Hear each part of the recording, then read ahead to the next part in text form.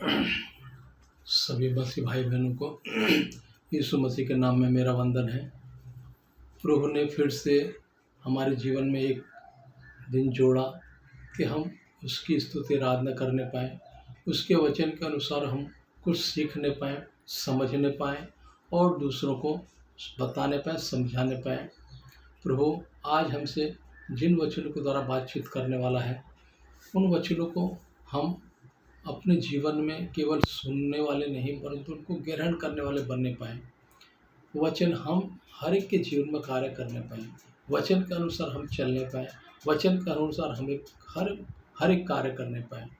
आज का जो वचन परमेश्वर ने हमें दिया है, वचन को हम कितना अपने जीवन में मनन करते हैं, वचन कितना हमारे अंदर जाता है। सिर्फ हम वचन केवल सुनते हैं या हम अपने जीवन में भी वचनों को लागू कर पाते हैं। तो आज थोड़ा ये वचन के द्वारा हम थोड़ा सीखेंगे।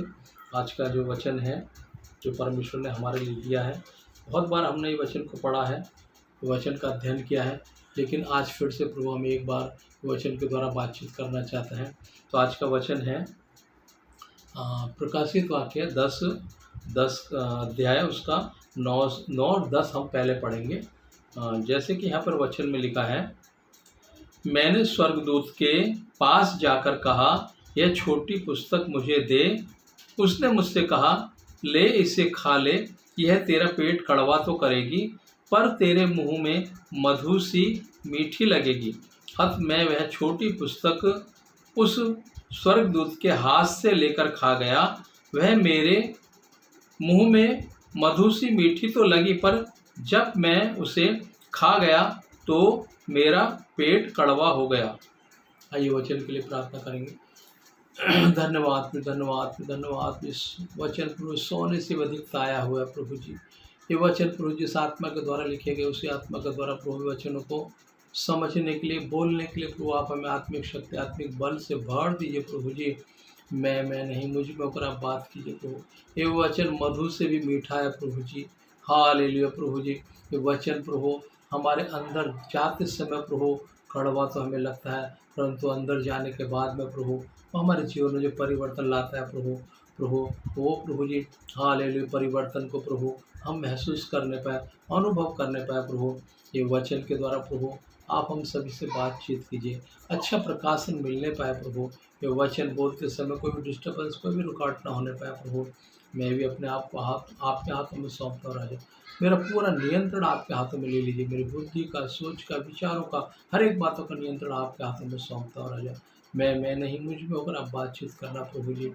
हर एक परिस्थिति को, इस स्थिति को अनुकूल बना के देना प्रभु जी। सारी आदर महिमा प्रभु आपको देते हैं। सब कुछ प्रभु यीशु मसीह के पवित्र सामर्थ्य नाम में मांगते हैं प्रभु जी, आमीन। जैसे कि यहाँ पर जब यूहन्ना को पतमुस टापू में डाल दिया था, तो वहाँ प्रभु ने उसको एक दर्शन दिया। पीछे की पुस्तक में हम बहुत कुछ बातें पढ़ते हैं। कलीसियाओं के लिए प्रभु ने दिशा निर्देश दिए हैं। किस किस कलीसिया के बारे में प्रभु ने क्या क्या दिशा निर्देश दिए हैं, क्या क्या चेतावनी दी है, किस किस कलीसिया को क्या क्या प्रभु ने करने के लिए कहा है, कैसे कैसे कलीसिया को, अगुओं को चलने के लिए, खुद चलने के लिए, कलीसिया को चलाने के लिए दिशा निर्देश दिए हैं। तो सब हमने पढ़ा है। लेकिन आज का वचन जो है, हमने सब कुछ पढ़ा है। पूरी बाइबल शुरू से लेकर अंत तक हमने पढ़ी है। क्या वो हमारे अंदर है? क्या हम पूरी बाइबल को कभी भी पूरा समझ नहीं पाएंगे, क्योंकि ये परमेश्वर का वचन ऐसा है, जब इसको हम पढ़ेंगे तभी नए तरीके से, नए प्रभु उद्देश्य से हमसे बातचीत करता है। जो वचन आज हमने पढ़ा है, अगर वही वचन हम 10 दिन बाद, 1 महीना बाद पढ़ेंगे, तो प्रभु अलग तरीके से हमसे बात करेगा। इसलिए हम बोले बाइबल मैंने पूरी पढ़ ली, मैं बाइबल का ज्ञाता बन गया, बाइबल की पूरी मुझे जानकारी है, तो ये संभव नहीं है। क्योंकि हर समय बाइबल हमें कुछ नया सिखाती है, हर समय बाइबल हमें कुछ नया प्रेरणा देती है, हर समय हम प्रभु हमें अलग अलग तरीके से बोलने के लिए अगुवाई करता है। तो हम ये कभी दावा नहीं कर सकते कि हमने वो पूरा हमने सीख लिया है। हाँ, जितना हमने सीखा है, सुना है, वो हमारे अंदर है क्या, उसको संजो के रखा है क्या, यही वचन के द्वारा प्रभु आप हमसे आज हमसे बातचीत करा। जैसे यहाँ पर वचन में लिखा है 10:9 में, मैंने स्वर्गदूत के पास जाकर कहा, यह छोटी पुस्तक मुझे दे। उसने मुझसे कहा, ले इसे खा ले, ले इसे खा ले। प्रभु हमसे भी आज ये बात कर रहा है, वचन मैं तुम्हें दे रहा हूँ, वचन ये कान से तुम सुन रहे हो और इधर से छोड़ रहे हो, क्या ऐसा है क्या? यह वचन को खाया है क्या? प्रभु ने क्या कहा है, मेरा मांस खाने की चीज़ है, मेरा लहू पीने की चीज़ है। तो प्रभु ने कहा है, मैं वचन हूँ। यीशु मसीह को वचन भी हम बोलते हैं। तो वचन को हमने खाया है क्या? वो परमेश्वर को हमने, जो प्रभु ने कहा ये मेरा मांस खाने की चीज़ है, क्या हमने वो खाया है क्या? अगर जो मेरा मांस खाएगा नहीं उसमें मेरा जीवन नहीं, ऐसा ही प्रभु ने कहा है। जो मेरा मांस और लहू का भागी ना होगा उसमें मेरा जीवन नहीं। तो हमने ये वचन को अपने अंदर लिया है क्या? उसको खाया है क्या? अगर नहीं खाया तो आज हमें ये समझना होगा और सीखना होगा। वचन हम कई सालों से सुन रहे हैं, परमेश्वर के दास हमें सुना रहे हैं, हम भी दूसरों को बोल रहे हैं। हम बोलते समय क्या वो वचनों को हमने अपने जीवन में उतारा है क्या?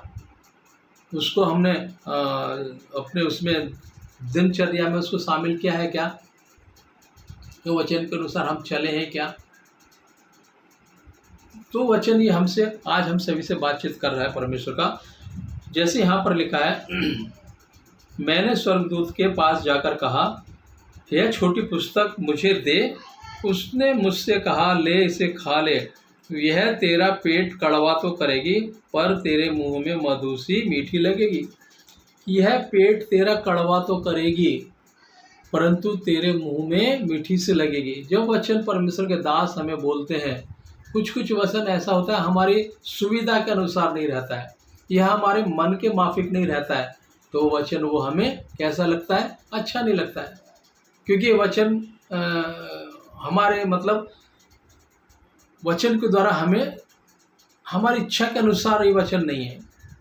हमें तो वचन कैसा चाहिए? आशीष का वचन चाहिए, चंगाई का वचन चाहिए, या हमको कुछ मिलना है ऐसा वचन कोई आए तो हमारा मन आनंदित होता है। लेकिन जब वचन कड़वा आता है, जब वचन हमें कुछ सीखने के लिए आता है, कुछ दिशा निर्देश प्रभु देने के लिए वचन हमारे जीवन में लाता है, तो वचन हमें कड़वा लगता है, वचन हम सुनना पसंद नहीं करते।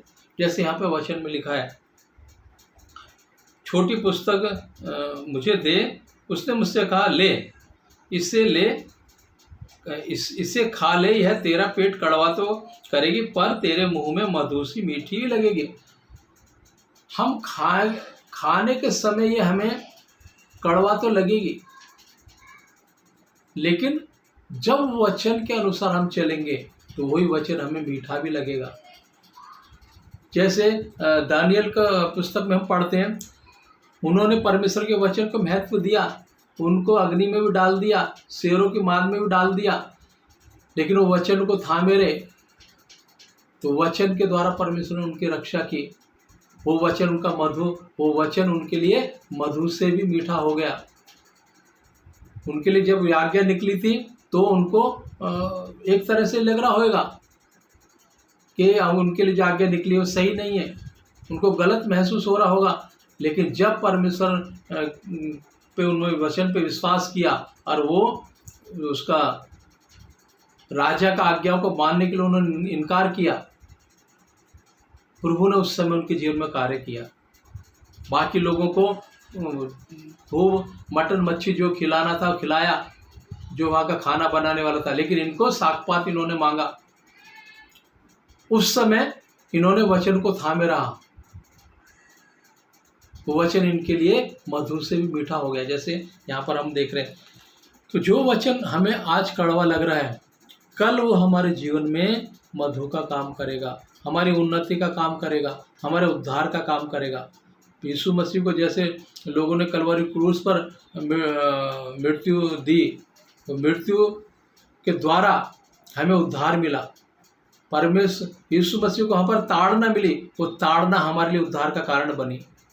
वहाँ कांटे का मुकुट पहना, लेकिन हमें प्रभु ने राज मुकुट दिया। हाथों में कीले ठोके गए, लेकिन हमें चंगाई मिली। तो कुछ चीज़ें हमारे जीवन में ऐसी हमें लगती है कि वो हमें पसंद नहीं है, लेकिन प्रभु की योजना आने वाले समय तक के लिए है, जब तक हमारा जीवन है और हमारी पीढ़ी पीढ़ी तक के लिए है। तो हमें वो बातों पे ध्यान करना बहुत जरूरी है। हम आज का सोचते हैं, परमेश्वर हमारी हमारी हमारी आने वाली पीढ़ी तक के बारे में प्रभु चिंता करता है और सोचता है।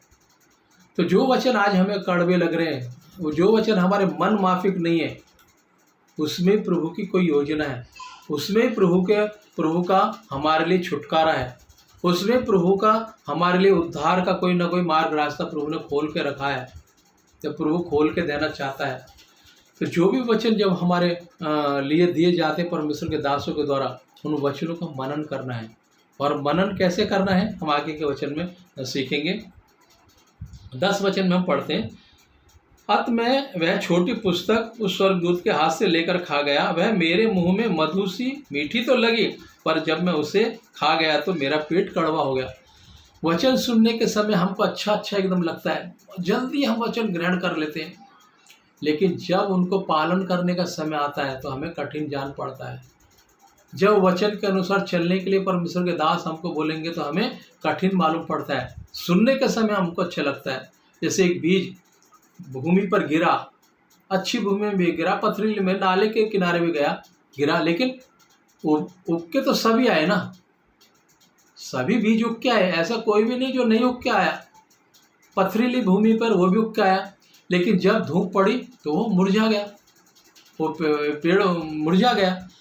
हमारा भी जीवन में ऐसा ही है, जब तक हमें सुख सुविधाएं मिल रही हैं, परमेश्वर हमें दे रहा है, लेकिन जब हमारी कोई भी इच्छा पूरी नहीं होती है तो हमारा मन कठिन हो जाता है, परमेश्वर के प्रति हमारा मन कठिन हो जाता है, हमारी दूरी बनने लगती है। जैसे यहाँ पर लिखा है 10 में, हाथ में वह छोटी पुस्तक उस स्वर्गदूत के हाथ से लेकर खा गया, वह मेरे मुंह में मधु सी मीठी तो लगी, पर जब मैं उसे खा गया तो मेरा पेट कड़वा हो गया।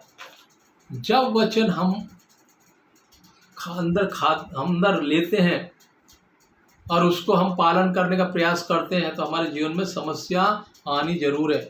यीशु मसीह पिता का कार्य करने के लिए पृथ्वी पर आया, लेकिन कार्य करते समय उसको कितनी ताड़ना सहनी पड़ी, यहाँ तक कि क्रूस की मृत्यु भी उसको सहनी पड़ी, लोगों का अपमान भी सहना पड़ा, निंदा भी सहनी पड़ी, लोगों ने उसके ऊपर थूका भी, लोगों ने उसको मारा भी, घूसे से भी मारा। तो जब वचन हम ग्रहण करना शुरू करेंगे और वचन के अनुसार चलना शुरू करेंगे तो समस्या हमारे जीवन में आएगी। उस समय हमें वचन कठिन लगेगा, कड़वा लगेगा। जैसे यहाँ पर लिखा है, मुंह में मधु, अंत में वह छोटी पुस्तक उस स्वर्गदूत के हाथ से लेकर खा गया, वह मेरे मुंह में मधु सी मीठी तो लगी, पर जब मैं उसे खा गया तो मेरा पेट कड़वा हो गया। वचन सुनने के समय हमको अच्छा लगता है। सब परमेश्वर के दास जब बोलते हैं तुमको आने वाले समय में नौकरी मिलेगी, आने वाले समय में ये होगा वो होगा, बहुत आनंद से। जब वो वचन के अनुसार चलने के लिए हमें बोला जाता है, चर्च में समय पर आने के लिए बोला जाता है, या परमेश्वर के कुछ काम के लिए बोला जाता है, तो हमको वो चीज़ें कड़वी लगती हैं। वचन के अनुसार हम बोला जाता है ये काम मत करो, वहाँ मत जाओ, इधर मत जाओ, तो हमको पायबंदी जो है वो मंजूर नहीं है। तब हमारा मन जो है कठिन हो जाता है, तब वचन हमारे अंदर पेट में जाने के बाद में वो कड़वा जैसा लगने लगता है। फिर हमको पिछले दिन याद आते, हम तो वहीं ठीक थे। जैसे मिस्री लोग, इजरायली लोग मिस्र में जो उनको मिल रहा था वो सब याद कर रहे थे। मिल तो रहा था, लेकिन वो आज़ादी के साथ मिल रहा था क्या? गुलामी करने के बाद मिल रहा था, ईंट बनाने के बाद मिलता था, और वो भी 10 बात सुनने के बाद मिलता था। लेकिन आज आज़ादी के साथ उनको मन्ना मिल रहा था, आज़ादी के साथ उनको मटन मिल रहा था, आज़ादी के साथ भोजन मिल रहा था, आज़ादी के साथ वचन मिला था, लेकिन उनको वो कड़वा लगने लगा, मूसा पर कुड़कुड़ाने लगे। आज भी हमारा जीवन ऐसा है, तो हमें जांचना और परखना होगा। वचन हमारे अंदर जब जाता है तो जाने के समय अच्छा लगता है, लेकिन जब वचन का पालन करने का समय आता है तो हमें कड़वा लगना शुरू हो जाता है। लेकिन हमारे यीशु मसीह ने जब पिता की आज्ञा को पूरा करने का समय आया तो उसने क्या कहा? मेरी इच्छा नहीं, तेरी इच्छा पूरी होने दे। उसने वो कटोरे को कहा ये मेरे से हट जाए, लेकिन फिर भी मेरी इच्छा नहीं, तेरी इच्छा पूरी होने दे। हम ऐसा कह पाते हैं कि प्रभु ये संकट आया है, तकलीफ आई है, ठीक है, मेरी नहीं आपकी इच्छा पूरी होने पाए। जब ऐसा हम सोचते तो प्रभु वो कष्ट को भी हमारे लिए आशीष में बदल देता है। जैसे यीशु मसीह को कलवरी क्रूस की मृत्यु के द्वारा कितने लोगों का आज उद्धार हुआ है, कितने लोगों का छुटकारा हुआ है। उस समय में वो क्रूस की मृत्यु कठिन जान पड़ रही थी लोगों को, लेकिन यीशु मसीह ने क्रूस की मृत्यु के द्वारा पूरी मानव जाति का उद्धार किया, मानव जाति का छुटकारा किया, पापों से क्षमा मिली। जो पाप हमारी पीढ़ी से हमारे जीवन में चला आ रहा था, वो क्रूस की मृत्यु के द्वारा वो पाप से हमें निजात मिली, छुटकारा मिला, मुक्ति मिली। तो जो चीज़ आज हमें कड़वी जान लग रही है, जो चीज़ हमें ऐसा लग रही है कि ये ठीक नहीं है, ये वचन हमारे मतलब का नहीं है, हमारे मन के अनुसार नहीं है, तो वचन को हम साइड में कर देते हैं। हम कैसे वचन को ज़्यादा सुनना पसंद करते हैं? आशीष के वचन को, चंगाई के वचन को। ठीक है, वचन वो भी बाइबल में ही है, लेकिन एक वचन में है आशीष के साथ प्रतिज्ञा भी है। जब कोई आशीष तुम्हारे जीवन में आएगी तो प्रतिज्ञा भी उसके साथ में बंधी है। तो प्रतिज्ञाओं को भी हमने पूरा करना है, प्रतिज्ञा के अनुसार चलना है। हर आशीष के साथ में एक प्रतिज्ञा है। इजराइलियों को आशीष दी गई प्रतिज्ञा भी थी, कनान देश में तुम जाओगे, लेकिन उनको 40 वर्ष घुमाया भी परमेश्वर ने, उसमें पूरे खरे उतरे क्या? खरे नहीं उतरने के कारण वो वहाँ पहुँच पाए क्या? सिर्फ 2 ही लोग पहुँचे, उन्होंने प्रतिज्ञा को पूरा किया। वहाँ जो कनान वंशी थे उनसे वो डरे नहीं, बाकियों को भेजा तो डर कर वापिस आ गए। लेकिन 2 काले व यहोशू वो वहाँ गए और वहाँ से कुछ लेके भी आए, साथ में अंगूर खजूर की डालियाँ लेके भी आए, लेकिन बाकी के लोग ऐसे ही आ गए, खाली वो कनान वंशियों को देख के, उनकी लंबाई चौड़ाई को देख के। लेकिन ये लोग डरे नहीं, क्योंकि परमेश्वर का डर भय इनके अंदर था, परमेश्वर का वचन इनके अंदर था। तो आज हमारा जीवन ऐसा है, तो हमें अपने जीवन को जांचना और परखना होगा। एक वचन हम देखेंगे, थोड़ा वचन के अनुसार ही हम थोड़ा आगे बढ़ेंगे। यिर्मयाह 15 का 16।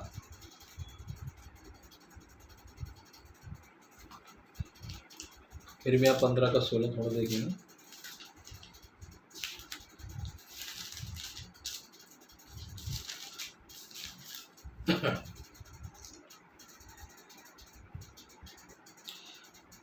जब तेरे वचन मेरे पास पहुँचे तब मैंने उन्हें मानो खा लिया, और तेरे वचन मेरे मन के हर्ष और आनंद का कारण हुए, क्योंकि हे यहोवा, हे सेनाओं के परमेश्वर यहोवा, मैं तेरा कहलाता हूँ।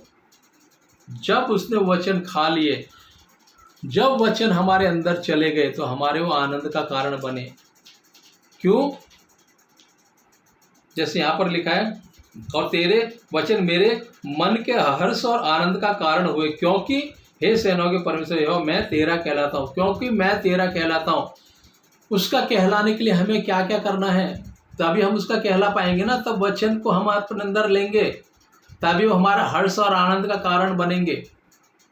अगर वचन हमारे अंदर नहीं है, सिर्फ हम फॉर्मेलिटी कर रहे हैं, फॉर्मेलिटी के हिसाब से प्रार्थना कर रहे हैं, फॉर्मेलिटी के हिसाब से वचन पढ़ रहे हैं, चर्च जा रहे हैं, प्रार्थना में जा रहे हैं, तो उतना काफ़ी नहीं है। परमेश्वर का वचन यहाँ हमसे क्या कह रहा है? जब तेरे वचन मेरे पास पहुँचे तब मैंने उन्हें मानो खा लिया, और तेरे वचन मेरे मन के हर्ष और आनंद का कारण हुए, क्योंकि हे सेनाओं के परमेश्वर यहोवा, मैं तेरा कहलाता हूँ। क्योंकि हम उसके क्यों कहलाते हैं? हम क्यों कह पाते हैं कि परमेश्वर हमारा चरवाहा है, हम उसकी भेड़ हैं? क्योंकि उसने हमारे लिए अपना लहू बहाया है। इसलिए हम बोल सकते हैं, हम कह सकते हैं, हे परमेश्वर हम तेरे हैं, क्योंकि उसने हमारे लिए लहू बहाया है। जब उसने हमारे लिए लहू बहाया है तो कुछ वचन, कुछ प्रतिज्ञा भी हमारे लिए उसने दी है, उसके अनुसार हम चल रहे हैं तो हम उसके कहला पाएंगे। अगर नहीं चल रहे हैं तो हम उसके कहलाने के योग्य नहीं हैं। लेकिन उसकी क्रूस की मृत्यु को हम जानकर समझकर उसके अनुसार हम चलते हैं और अपने मन को परिवर्तित करते हैं, पश्चाताप प्रायश्चित करके वापस से लौट के आते हैं, तो हम उसका वारिस बनने का अधिकार हमारे जीवन में आता है, हम अधिकार प्राप्त करते हैं। एक वचन और हम देखेंगे, यहेजकेल 2:8।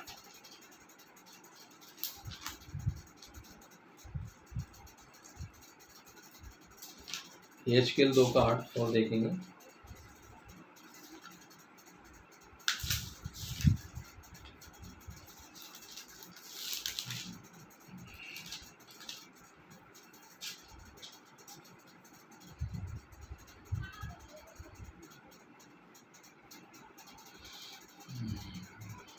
परंतु यह मनुष्य के संतान, जो मैं तुझसे कहता हूं उसे तू सुन ले, उस विद्रोही घराने के समान तू भी विद्रोही ना बनना, जो मैं तुझे देता हूं उसे मुंह खोलकर खा ले।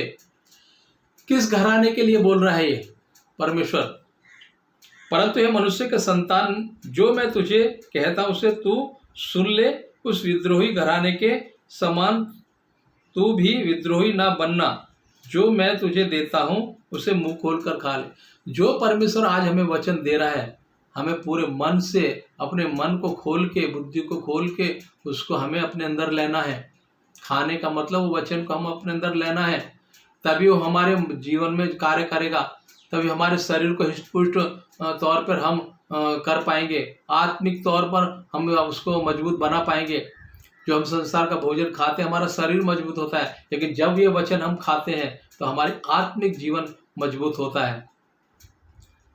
जैसे कि उनके पास वचन पहुंचा, इजरायलियों के पास, लेकिन उन्होंने वचन को, यीशु मसीह को स्वीकारा नहीं। जीवन का सोता उनके साथ साथ चल रहा था, लेकिन आज भी वो लोग यीशु मसीह का पहला आगमन के लिए तैयारी कर रहे हैं, लेकिन यीशु मसीह पहला बार आकर चला गया, अभी आने वाला है दूसरी बार। तो उन लोगों ने उसको पहचाना, नहीं पहचाना। जिनके लिए परमेश्वर आया था उन्होंने ही उसको नहीं पहचाना। तो हम क्या उनके समान हैं क्या? हमको तो प्रभु ने अपना लहू देकर मोल खरीदा है, हमारे लिए मोल बहा है, हमारे लिए मोल कीमत चुकाई है। हम वो अच्छी जैतून में साटे गए हैं। अगर वो जैतून बिगड़ती नहीं तो हमें कोई रास्ता नहीं था उद्धार का, हम उसमें साटे जाने का कोई रास्ता नहीं था। तो आज हमें हे वचन के अनुसार हमें अपने जीवन को परिवर्तित करना। एक वचन और हम देखेंगे, यहेजकेल 3:3।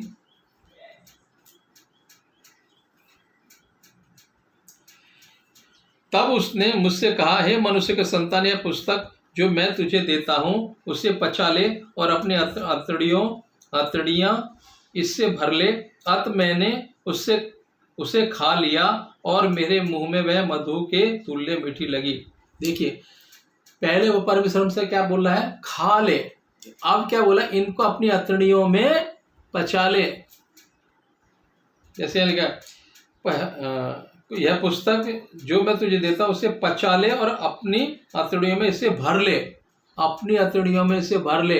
जब हम कुछ खाते हैं तो डायरेक्ट वो हम कैसे प्रोसीजर होता है, हमारे जो अतड़ियाँ हैं उनके द्वारा वो जो प्रक्रिया होते होते जहाँ फिर वो प्रोसीजर होता है, हजम होता है, फिर उसमें जाता है, फिर मल बन के बाहर निकलता है, और जो हमारे लिए शरीर को हिष्ट-पुष्ट करता है वो हमारा शरीर उसको ले लेता है। क्या हम ये वचन को आज अपने अंदर ले रहे हैं? और जो गंदगी हम उसको निकाल रहे हैं बाहर क्या? क्योंकि जब हम कुछ खाते हैं तो उसका कुछ प्रतिशत हमारे अंदर रहता है, बाकी का सब मल के द्वारा बाहर निकल जाता है। तो हमने क्या वचन अपने अंदर लिया है, और जो हमारे अंदर पहले से जो हमारे पुराने विचार थे, पुरानी आदतें, स्वभाव थे, वो क्या हमने निकाला है उसको बाहर, कि उसको भी हमने अपने अंदर ही रखा है? जैसे यहाँ पर लिखा है परमेश्वर के वचन में 3 में, तब उसने मुझसे कहा, हे मनुष्य के संतान, यह पुस्तक जो मैं तुझे देता हूं उसे पचा ले और अपनी अतड़ियां इससे भर ले। अत मैं उसे खा लिया और मेरे मुंह में वह मधु के तुल्य लगी। जब उसे खा गया तब उसको मधु के तुल्य लगी। वचन हम बिना पढ़े हमको कैसे मालूम पड़ेगा परमेश्वर के बारे में? एक मनुष्य जब तक कुएं के किनारे पे खड़ा है तो उसको उसकी गहराई का कैसे पता चलेगा? उसको उसमें उतरना पड़ेगा, हमको भी वचन पढ़ना पड़ेगा, तभी उसका हम अनुभव कर पाएंगे कि मीठा है, खट्टा है, कड़वा है, कैसा है। बिना वचन पढ़े हम कैसे निर्धारित कर सकते हैं? हम पढ़ेंगे तभी हमें पता पड़ेगा, तभी हम सीख पाएंगे परमेश्वर हमारे लिए क्या है, वचन का मायना हमारे लिए क्या है। जब हम उसको पूरी तरह से खाएंगे तो हमारी अंतड़ियों में जाके वो कार्य करेगा। तो हमारी वचन जो हमारे अंदर तक, पूरा अंदर तक जा रहा है, अंतड़ियों का मतलब हमारा पूरा अंदर तक जा रहा है कि ऊपर ऊपर बस हमारे वचन हम ले रहे हैं, ऊपर ऊपर से फिर निकल भी रहा है वो। एक वचन और हम देखेंगे, यिर्मयाह 1:4-9।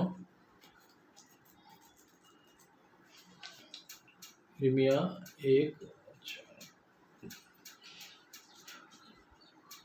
तब यहोवा का वचन मेरे पास पहुंचा, गर्भ में रचने से पहले ही मैंने तुझ पर चित्त लगाया और उत्पन्न होने से पहले ही मैंने तेरा अभिषेक किया। मैंने तुझे जातियों का भविष्यवक्ता ठहराया। तब मैंने कहा, हाय प्रभु यहोवा, देख मैं तो बोलना भी नहीं जानता, क्योंकि मैं लड़का ही हूँ। परंतु यहोवा ने मुझसे कहा, मत कहे कि मैं लड़का हूँ, क्योंकि जिस किसी के पास मैं तुझे भेजूंगा वहां तू जाएगा, और जो कुछ मैं तुझे आज्ञा दूं वही तू कहेगा। वही तू कहेगा। तू उनके मुंह को देखकर मत डर, क्योंकि तुझे छुड़ाने के लिए मैं तेरे साथ हूँ। यहोवा की यह वाणी है। यहोवा की वह वाणी है। तब यहोवा ने हाथ बढ़ाकर मेरे मुंह को छुआ, और यहोवा ने मुझसे कहा, देख मैंने अपने वचन तेरे मुंह में डाल दिए हैं। कभी कभी परमेश्वर हमसे कुछ बातचीत करता है, कुछ काम करने के लिए। प्रभु हमें चाहता है हमारे जीवन के द्वारा, लेकिन हम एक एक बहाना बनाते हैं। हमारा बहाना क्या रहता है? कुछ काम हमारे जीवन में पेंडिंग रहते हैं। वो काम होने के बाद में फिर मैं प्रभु का काम करूंगा, ये होने के बाद में फिर मैं प्रभु का काम करूंगा, ये बच्चे की शादी होने के बाद में फिर मैं प्रभु के लिए काम करूंगा। कभी कभी हमारा बहाना रहता है, मैं कैसे बोलूंगा, कैसे परमेश्वर का। हम बाकी चीज़ों के बारे में घंटा भर बोल सकते हैं, बात कर सकते हैं, लेकिन परमेश्वर का 2 शब्द वचन बोलने के लिए हमें डर लगता है। क्यों? क्योंकि वचन को हम ठीक तरीके से अपने जीवन में अमल में नहीं लाते। जैसे यहाँ पर लिखा है, तब यहोवा का वचन हम 6 में पढ़ेंगे। तब मैंने कहा, हाय प्रभु यहोवा, देख मैं तो बोलना भी नहीं जानता। यिर्मयाह बोल रहा है, देख मैं तो बोलना भी नहीं जानता, लेकिन बाकी जगह में हमको अच्छा बोलना आता है। घर में या कहीं सभा में या कहीं मीटिंग में या शादी में हमें ठीक तरीके से हम बोलते हैं, लेकिन वचन का, परमेश्वर का जब कार्य हमें करने का मौका मिलेगा तो वो टाइम पे हमको बहानेबाजी बहुत होते हैं कि मुझे बोलना नहीं आता है, मुझे इतना नहीं आता है। लेकिन हम दूसरे नॉवल की किताब है, दूसरी किताबों को घंटा 2 घंटा पढ़ सकते हैं, लेकिन वचन पढ़ने के समय हमको 1 घंटा क्या 15 मिनट भारी पड़ते हैं। क्यों? कारण ये है कि वचन को हमने अच्छी तरह से खाया नहीं है, अच्छी तरह से अपनी अंतड़ियों में उसको लिया नहीं है, इसलिए हम ये सब चीज़ अपने जीवन में करने में असमर्थ रहते हैं। जैसे यहाँ पर लिखा है, परंतु यहोवा ने मुझसे कहा, मत कहे कि मैं लड़का हूँ, क्योंकि जिस किसी के पास मैं तुझे भेजूंगा वह तू जाएगा, और जो कुछ मैं तुझसे कहूँगा तू उनके मुंह को देखकर मत डरना। कभी कभी हम डर जाते हैं, मेरे बारे में लोग क्या बोलेंगे, अगर मेरे मुंह से कुछ शब्द गलत निकल गया तो मेरी निंदा होगी, मेरी लोग प्रशंसा के बदले मेरी निंदा करेंगे। यीशु मसीह ने ऐसा सोचा क्या? कलवरी क्रूस पर कितनी निंदा को सहा, वो निंदा सहने के कारण आज हमें निजात मिली, पापों से छुटकारा मिला, रोगों से चंगाई मिली। अगर वो ऐसा सोचा होता तो, लेकिन हम सोचते हैं अगर मेरे मुंह से कुछ गलत निकल गया या मैं अच्छी तरह से प्रचार नहीं कर पाया, वचन नहीं बोल पाया, प्रार्थना ठीक से नहीं कर पाया, गीत में ठीक से नहीं गा पाया, तो मेरा प्रेस्टीज डाउन हो जाएगी। हम अपने अहम को महत्व देते हैं, लेकिन परमेश्वर ने ऐसा किया क्या? नहीं। हमारे लिए वो निंदक बना, हमारे लिए अपमानित हुआ, हमारे लिए वो रोगी बना, हमारे लिए उस पर ताड़ना हुई, जबकि वो सब इन चीज़ों का उसको कोई ज़रूरत नहीं थी अपने जीवन में उठाने की, लेकिन वो हमारे लिए बना। लेकिन हम खुद के लिए भी इसे नहीं कर सकते हैं, क्योंकि हम करेंगे तो हमारा उद्धार होगा, हमारे परिवार का उद्धार होगा, लेकिन उसने हमारे लिए सब किया, हम अपने लिए भी नहीं कर पा रहे हैं। जैसे यहाँ पर लिखा है पहले पास पहुंचा गर्भ में रचने से पहले ही मैंने तुझ पर चित्त लगाया। प्रभु ने एक एक व्यक्ति को, एक एक लोगों को पहले से चुन के रखा है, माँ के गर्भ से ही। यिर्मयाह भी यही बात बोल रहा है। हम भी जब प्रभु की सेवकाई के लिए प्रभु हमें भेजता है तो हम जाने का मन नहीं करते, लेकिन प्रभु जानता है, प्रभु ने जिसको चुना है गर्भ से ही प्रभु उसको चुन के रखा है, और प्रभु आने वाले समय में उसको खड़ा करेगा। अपनी ताकत से बहुत लोग खड़ा होने का प्रयास करते हैं, थोड़ा समय के लिए खड़े भी हो जाते हैं, लेकिन फिर गिर जाते हैं। कारण यही है कि प्रभु की बुलाहट उनके जीवन में नहीं है। अगर प्रभु की बुलाहट है तो कितनी तकलीफ आएंगे, दुख आएंगे, वो खड़ा रहेगा। जैसे यिर्मयाह के जीवन में क्या क्या समस्या आ रही है, क्या क्या तकलीफ आ रही है। अगर हम यिर्मयाह 13:1, 5, 6, 7, 9 पढ़ेंगे तो हमको समझ में आएगा क्यों यिर्मयाह ये सब चीज़ों से भागता था, क्योंकि उसके जीवन में ये सब समस्या आई। इसके लिए वो सभी बहानाबाजी करता था, लेकिन प्रभु ने उसको माँ के गर्भ से ही चुन के रखा था। अगर प्रभु की बुलाहट है हमारे जीवन में, हमें उसने चुन के रखा है, तो प्रभु ये समस्याओं से हमें जरूर निजात दिलाएगा और इन समस्याओं के ऊपर हमें विजय प्राप्त कराएगा। जैसे यिर्मयाह, उसको संकट आ रहे, मुसीबत आ रहे, कुएं में डाला जा रहा है, कहाँ का उसके साथ किया जा रहा है, लेकिन प्रभु उसके साथ में है। प्रभु बोला मत डर। हम भी बोलते हैं ना, हम दो बड़े बड़े लोगों को देख के डर जाते हैं। कहीं कहीं हम अगर गए, हम इतने काबिल नहीं हैं, वहाँ बड़ी सभा है, परमेश्वर के बड़े बड़े दास हैं, उनको देखकर हमारा हियाव जाता रहता है। हम वचन बोलने का प्रयास ही नहीं करते हैं कि प्रभु का मत डर। जैसे यहाँ पर लिखा है, कहेगा तू उनके मुंह को देखकर मत डर, क्योंकि तुझे छुड़ाने के लिए मैं तेरे साथ हूँ, यहोवा की यह वाणी है। तब यहोवा ने हाथ बढ़ाकर मेरे मुंह को छुआ, और यहोवा ने मुझसे कहा, देख मैंने अपने वचन तेरे मुंह में डाल दिए हैं। जब प्रभु अपने वचन हमारे अंदर डालेगा और उन वचनों को हम अच्छी तरह से खाएंगे, अपनी अंतड़ियों में लेंगे, तब प्रभु काम करना शुरू करेगा। तब वचन हमारे जीवन में काम करना शुरू करेगा। फिर हमको डर भय नहीं आएगा। चाहे 1000 लोगों की भीड़ हो, चाहे 1000 की हो, चाहे 10 लोगों की हो, या आपके साथ हम खड़े रहेंगे। मेरा भी ऐसा ही था। वचन प्रभु ने बहुत समय पहले से मुझे देना शुरू किया, लेकिन खड़े होकर बोलने का हियाव नहीं, प्रयास नहीं। लेकिन जब प्रभु का आत्मा ने प्रेरणा किया, अगुवाई किया, तो वचन बोलना शुरू किया।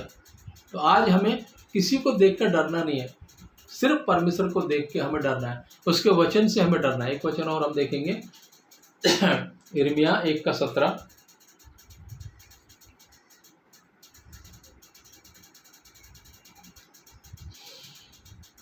हालेलुया। इसलिए तो अपनी कमर कस उठ, और जो कुछ कहने को मैं तुझे आज्ञा दूं वही उनसे कहे। तू उनके मुख को देखकर ना घबराना, ऐसा ना हो कि मैं तुझे उनके सामने घबरा दूं। उनको मुंह को देख के घबराना ना। परमेश्वर यहाँ फिर हमें दूसरी बार बोल रहा है। पहले हमने पढ़ा है 4 में, इसमें 7 में, 1:7 में, अब 1:17 में परमेश्वर फिर डबल से रिपीट कर रहा है। ऐसा ना हो तुझे उनके सामने घबरा दूं, तू उनके मुंह को देखकर घबराना नहीं। मनुष्य को देखकर हमें नहीं घबराना है, हमें घबराना परमेश्वर को देखकर, परमेश्वर के वचन का डर भय हमारे अंदर होना चाहिए। कभी कभी हम लोगों के डर भय के कारण वो हमारे लिए क्या सोचेंगे, हमारी उनके मन के अंदर इमेज कैसी होगी। अगर मेरे मुंह से वचन सही नहीं निकले, आप मुंह खोलो, परमेश्वर वचन आपके मुंह में भरेगा। परमेश्वर के जैसे वचन में लिखा है, तू मुंह खोल, मैं अपने वचन तेरे मुंह में डालूंगा। प्रभु को क्या बोलना है, क्या बुलवाना है, उस समय प्रभु आपके मुंह में वचन डालेगा और अपना काम करा के लेगा। लेकिन हम अपना मुंह तो खोलना चाहिए। हम मुंह ही बंद करके रखे हुए हैं, परमेश्वर वचन कहाँ से डालेगा? क्योंकि कुछ कुछ अधिकार परमेश्वर ने हमारे हाथ में दिए हैं। प्रभु ने उसको बोला तू मुंह खोल, उसने खोला तो वचन उसके अंदर गए ना। हमें भी वचन के लिए अपने मन को खोलना है, अपने आप को तैयार करना है, परमेश्वर के वचन के लिए समर्पण करना है, तभी प्रभु हमारे से काम करा पाएगा। एक वचन और हम देखेंगे, यिर्मयाह 5:22।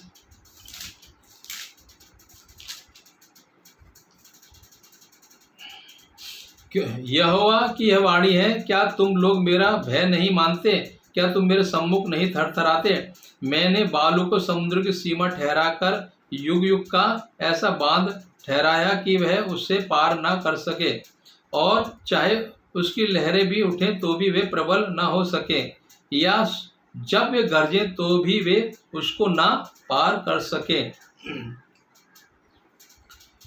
इस प्रजा का हठीला और बलवा करने वाला मन है, इन्होंने बलवा किया और दूर हो गए। समुद्र को आज प्रभु ने जो सीमा ठहराई है, उसके आगे वो आता है क्या? कभी कभी आगे आता है तो कितना प्रलय होता है। हमने 2005 में देखा है कितना जगह प्रलय आया, लेकिन प्रभु ने उसकी एक सीमा ठहराई है, वापिस वो अपनी सीमा में गया।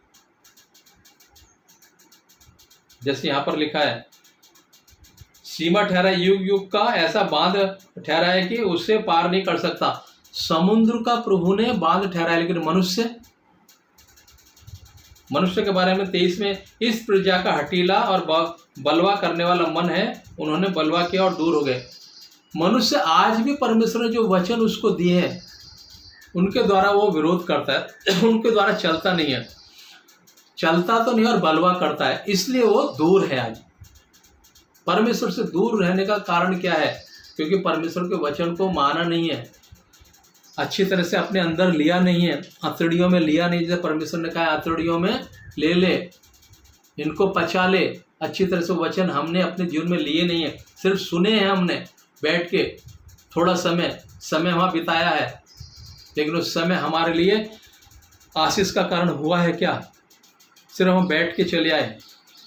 चर्च में या कहीं भी हम सेमिनार वगैरह में जाते हैं, कन्वेक्शन में जाते हैं, सिर्फ हमने वहाँ वचन सुने हैं, लेकिन वचन हमारे अंदर गए हैं क्या? हमने उनको पचाया है क्या? जैसे यहाँ पर लिखा है, समुद्र को ठहराया कि उससे पार न कर सके, और चाहे उसकी लहरें भी उठे तो भी प्रबल ना हो सके। कितनी भी समुद्र के किनारे आप गए हो, कितनी भी लहर उठती है, कम से कम 10-10, 15-15 फुट ऊंची उठ जाती है, लेकिन वो भार नहीं आती है जो उसकी सीमा प्रभु ने ठहराई है।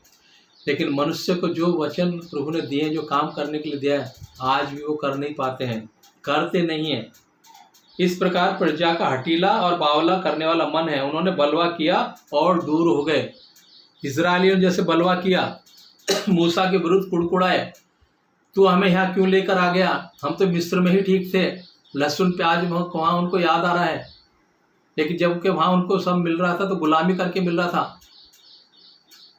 ऐसा हठीलापन हमारा है, इसलिए परमेश्वर से दूर हैं। वो भी ये वाचा के देश को पहुँच पाए क्या? हठीलेपन के कारण इस्राएली भी वाचा के देश में नहीं पहुँच पाए, मार्ग में ही वो नाश हो गए। सिर्फ 2 लोग पहुँच पाए, उनका वजह से मूसा भी नहीं पहुँच पाया। सिर्फ मूसा को परमेश्वर ने उसका दर्शन दिखाया, पिक्चर दिखाई, ऐसा देश है वो भी नहीं पहुँच पाया परमेश्वर का दास। ऐसा हठीला मन हमारा है क्या? परमेश्वर आज अगर हमसे वचन के द्वारा बात कर रहा है तो मुठ और खड़ा हो और मेरा वचन लेके खड़ा हो। तू मुंह खोल, मैं तो अपने वचन तेरे मुंह में डालूंगा। हम मुंह तो खोलना चाहिए, हम अपना मन तो खोलना चाहिए, लेकिन नहीं। समुद्र की सीमा को प्रभु ने बांध दिया है, वो आज्ञा का उल्लंघन नहीं करता है। लेकिन परमेश्वर के लोग, जिसको परमेश्वर अपने स्वरूप में बनाया, अभी तक उल्लंघन करते आ रहा है, वचन का पालन नहीं कर रहा है, इसीलिए हम उससे दूर होते जा रहे हैं। एक वचन और हम देखेंगे, यहेजकेल 14:12, यहेजकेल 14 का 12 से।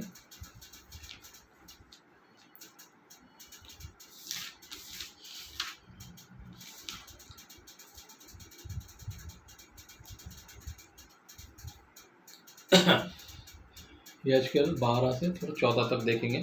तब यहोवा का वचन मेरे पास पहुंचा, हे मनुष्य के संतान, जब किसी देश के लोग मुझसे विश्वासघात करके पापी हो जाएं और मैं अपना हाथ उस देश के विरुद्ध बढ़ाकर उसका अन्न रूपी उद्धार दूर करूं और उसमें अकाल डालकर उसमें से मनुष्य और पशु दोनों का नाश करूं, तब चाहे उसमें नूह,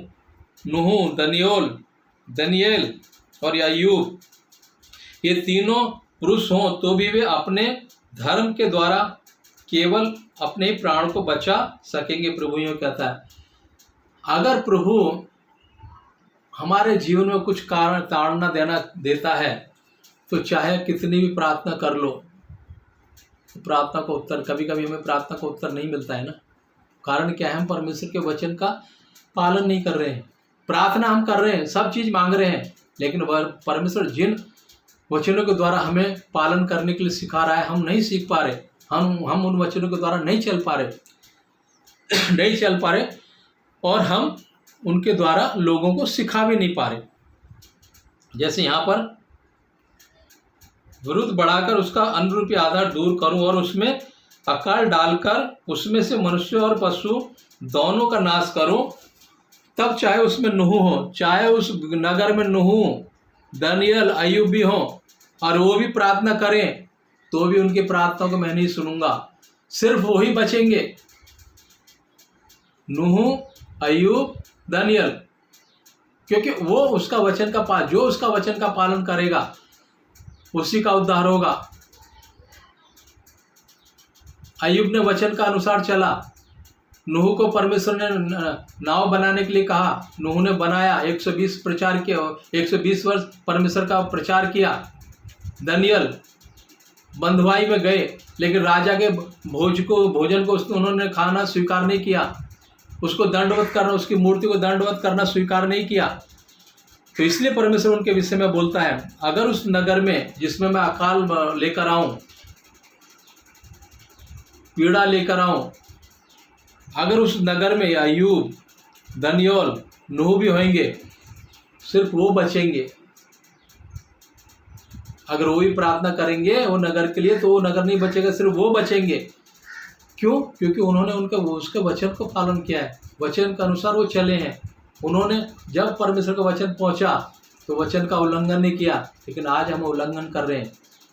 जैसे हमने पढ़ा है, समुद्र प्रभु का उल्लंघन नहीं कर रहा है, लेकिन हम हठीलापन की वजह से उसके वचन को हम आज तक उल्लंघन कर रहे हैं। एक वचन और हम देखेंगे, यिर्मयाह 3:11-14।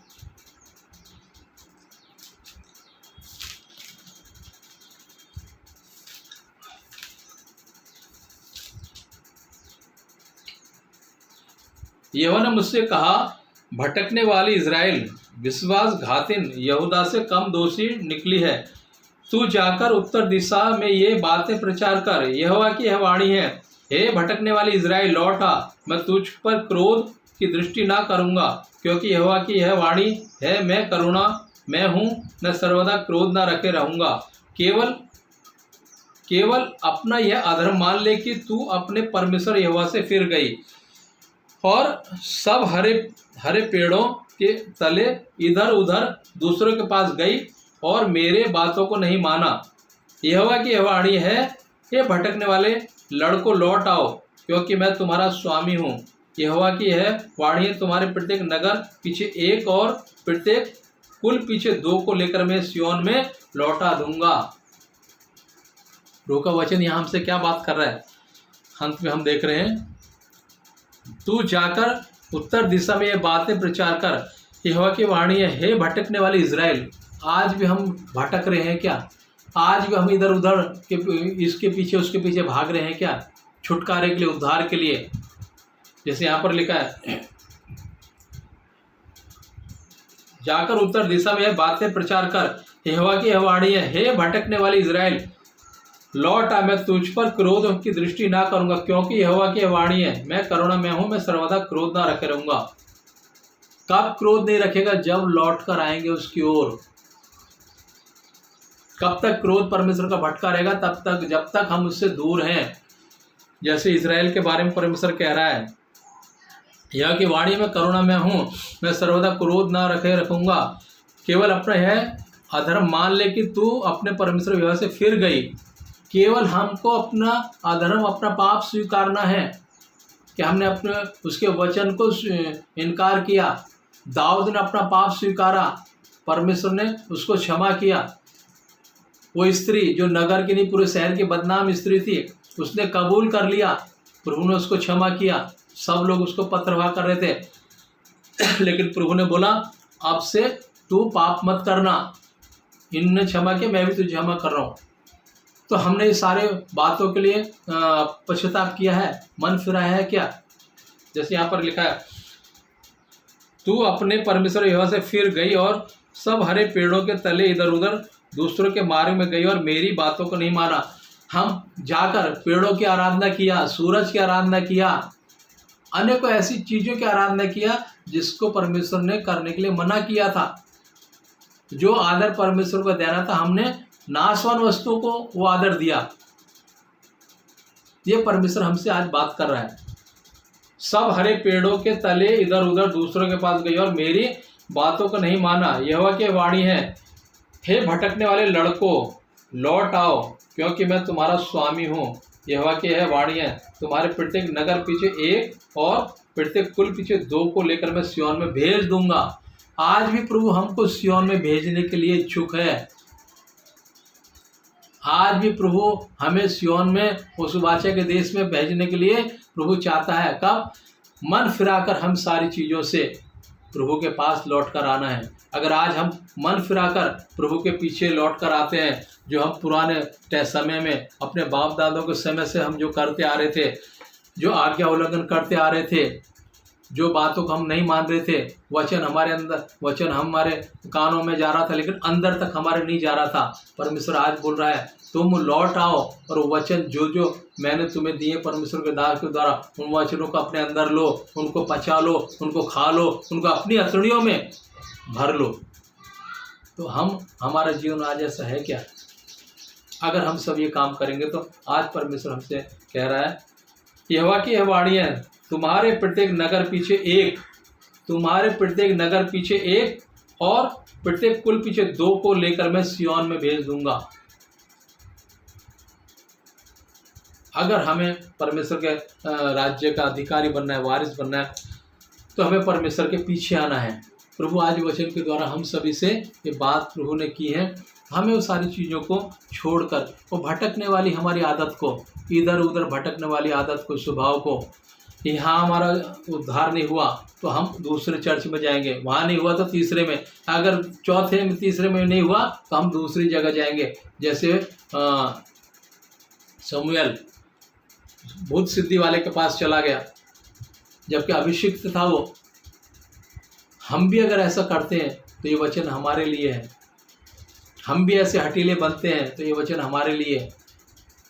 प्रभु ने समुद्र की सीमा को बनाया है, वो अपनी सीमा से बाहर नहीं जा रहा है, लेकिन मनुष्य जिसको उसने अपने स्वरूप में बनाया है वो सीमा को लांघ कर हर काम कर रहा है। जो परमेश्वर ने करने के लिए मना किया वो सारी बातें कर रहा है। तो अगर आज हमारा जीवन ऐसा है तो हमें प्रभु के वचन के द्वारा आज प्रभु ने बातचीत की है, इसके लिए प्रभु को हम धन्यवाद देना चाहते हैं कि प्रभु ने सुंदर वचन के द्वारा हमें बातचीत की, हमें समझाया हमारा जीवन कैसा होना चाहिए।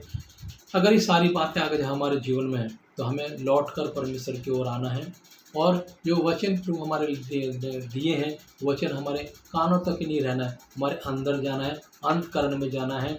हमें उन्हें अच्छी तरह से पाचन करना है। जैसे गाय वो पहले चारा खूब खाती है, खूब खा लेती है, वो खूब खा लेती है, फिर एक जगह बैठकर उसको रवंती है, अच्छी तरह से चबाती है, फिर वो अपने अंदर उसको लेती है। ऐसे वचन को हमें सुनने के बाद कहीं भी हम जाते हैं, परमेश्वर का दास के द्वारा जो हमें वचन सुनने को मिलता है उसको अच्छी तरह से हम घर में आके या जब भी हमें समय मिलता है उसको मनन करना चाहिए और उस अंदर का जो सार है हमें अपने जीवन में लाना चाहिए। वह हथौड़ी में जाने का मतलब वही है, वो हमारे अंदर वो जाना चाहिए, वो सार वो रस हमारे अंदर जाना चाहिए, तो प्रभु हमारे जीवन में काम करेगा। वचन के द्वारा प्रभु ने हम सभी से बातें की, तो उसके लिए प्रभु को धन्यवाद देना चाहते हैं। आज छोटी सी प्रार्थना करके हम समाप्त करेंगे। धन्यवाद प्रभु, धन्यवाद धन्यवाद इस समय के लिए मैं आपको धन्यवाद करता हूँ प्रभु जी।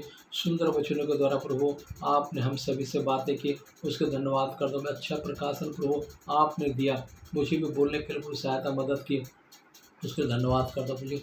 मैं किसी भी लायक नहीं हूँ प्रभु जी, कुछ योग्य नहीं हूँ, परंतु आप बनाते हैं प्रभु जी, आप ही आप देते हैं, आप शक्ति बल देते हैं, आप बुद्धि ज्ञान देते हैं, तो प्रभु हम सब कुछ कर पाते हैं प्रभु। आपके बिना प्रभु हम कुछ नहीं है, कुछ नहीं कर पाएंगे प्रभु। हालेलुया प्रभु जी, आपकी उपस्थिति सर्वदा हमारे जीवन में होने पाए। जो वचन प्रभु आज आपने दिए हैं प्रभु जी, जितने भी लोग प्रभु ये वचन सुने उनके मन के अंदर जाने पर, अंतकरण में जाने पाए प्रभु, केवल सुनकर छोड़ने वाले नहीं प्रभु जी। हालेलुया प्रभु जी। ओ प्रभु जी, अंदर जाने के समय कड़वा तो लगेगा, परंतु प्रभु वो छुटकारे का वचन प्रभु उनको छुटकारा देगा प्रभु जी। वचन हमारे अंदर प्रभु जाने पाए, हमारी नस नस में प्रभु जी, आंतड़ियों में, हड्डी हड्डी, हालेलुया प्रभु जी, हमारे प्रभु हर एक भाग में वचन जाके कार्य करने पाए प्रभु जी। हालेलुया प्रभु जी, वचन प्रभु जी हर एक के जीवन में प्रभु कार्यवंत होने पाए प्रभु जी। हालेलुया प्रभु जी, इस समय के लिए आपको धन्यवाद करता प्रभु, सुंदर समय प्रभु आपने हमें दिया, उसके धन्यवाद करते प्रभु जी। मुझे भी बोलने के लिए प्रभु सहायता मदद की, उसके धन्यवाद करते प्रभु जी। जितने भी लोग ये वचन सुने प्रभु सभी को आशीष अनुग्रह करना प्रभु, सब कुछ महिमा गौरव प्रभु आपको देते हैं, सब कुछ प्रभु यीशु मसीह के पवित्र सामर्थ्य नाम मांगते हैं प्रभु जी। आमीन। Thank you Jesus, praise the Lord. आमीन। सभी से मेरा निवेदन है, जितने भी भाई बहन ये वचन सुनने के पश्चात अपने तक ही ना रखें, आगे भी जो भी अपने मित्र हैं, मित्र बंधु हैं, परमेश्वर के दास दासी लोग हैं, उन तक ये वचनों को शेयर करें, ताकि जो वचन प्रभु हमें दिए हैं और उन तक भी पहुँच ना पाए, उनका भी उद्धार होने पाए। सब कुछ प्रभु यीशु मसीह के नाम में मांगते हैं। आमीन। सभी को जय मसीह की।